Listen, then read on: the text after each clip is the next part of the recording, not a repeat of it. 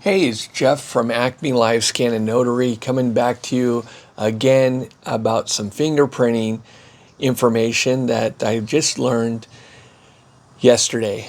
So, as you don't know, if you're not in California, they're having, we do a lot of concealed carry permit live scans now because of what happened with the Supreme Court saying it's unconstitutional to prevent people from applying for those permits.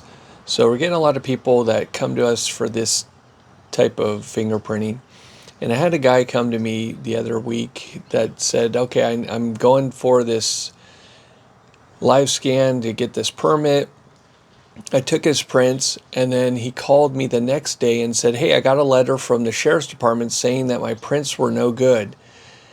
And I said, okay. I said, print out that letter, bring it over to me. So he brings over the letter, and it's from the sheriff's department, but it didn't have all the pertinent information that I needed to take his prints again or resubmit his prints, because there's a procedure that has to happen when we resubmit prints. First off, we have to know that it's for a valid reason to resubmit. You just can't say, oh yeah, I'll just resubmit because of something.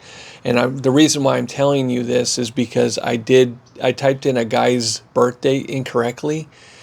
I think I used like the issue date of his passport or something weird like that. Like it wasn't his birth date. So they rejected it. They said, yeah, that's not you, or that's not the person, or you screwed up or whatever.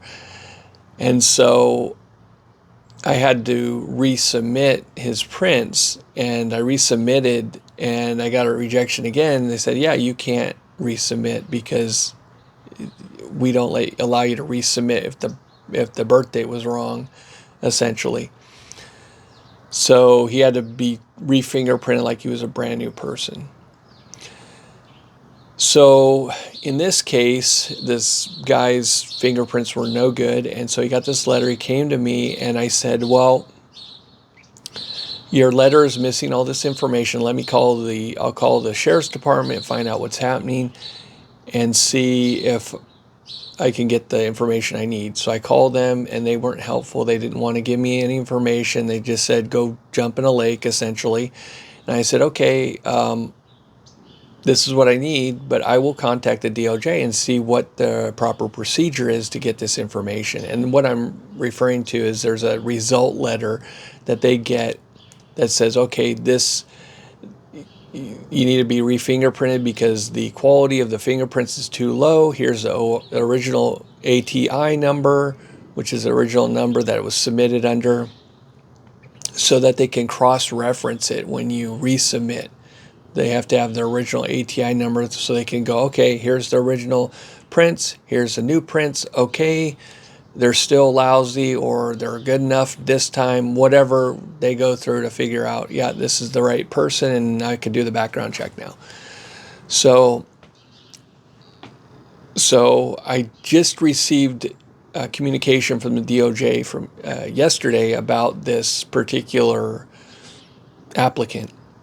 And I was told that the letter from the sheriff's department was sufficient to resubmit the prints, which in my mind is not accurate. It should not be that way because it was missing the original ATI number, which, luckily the guy called me the day after I fingerprinted him, and I have his information anyway. But let's just say it took, a month or something to come back, and he got that information a month from now or whatever. And I'm like, I wouldn't have that information. I'd have to go dig it in my records to try and find out what the original ATI number, if he had come back to me. If he went to somebody else, they'd be like, I don't know the original ATI number. You need to get that information. Then that would cause even more delays, right? So anyway, they said, yes, the letter is good enough. I have a copy of the letter, so now I get to call him back and have him be fingerprinted so I can resubmit his fingerprints. But I just want you to be aware of this resubmission process in the sense that there's only one opportunity to resubmit prints, and that's if the quality of the prints are very low. So you can look at the prints on the screen, which I did. They were pretty good scores. The definition in my mind is good enough, but they didn't like it. Okay, so I can't argue with them on that fact, so I have to say, okay, come back and we'll re-fingerprint you, and then if they don't like it the second time, then they'll run the background based on the guy's social security number. Okay, so just wanted to share that with everyone. Be careful when you do resubmissions. Make sure that you have all the information that you need to do that resubmission. Okay, and that is important to know so that it doesn't cost you money and time down the road. So that first guy that I told you about, he came to me 3 times before we got his prints done because I did not follow the right procedure to get those prints taken properly. So I didn't read the letter thoroughly and understand that if I typed in the information incorrectly, I just had to throw it away and eat the cost and rerun his prints. In this case, this other guy with the CCW permit application, his prints were low quality, so I can resubmit with that, and we can get him going. So anyway, that's just something to think about if you're in the fingerprinting business or want to get in the fingerprinting business. That's California specific, of course, because I'm in California and I don't know about all the other procedures in the other parts of the country, but that's what happens here. So hopefully that was helpful. Thanks everyone. Have a great day.